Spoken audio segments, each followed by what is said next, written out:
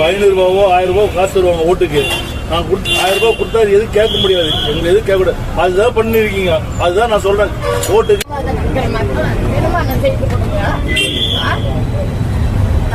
அதுக்கு வந்து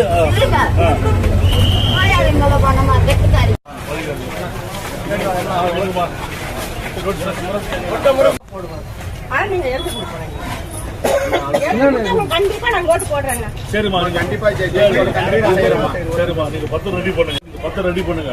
எங்க வேட்பாளர் அனுப்பிச்சு விடுறேன், கையெழுத்து போடுவாரு. கண்டிப்பா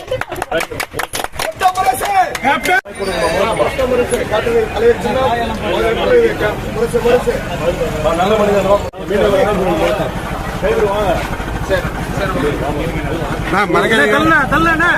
போறவானா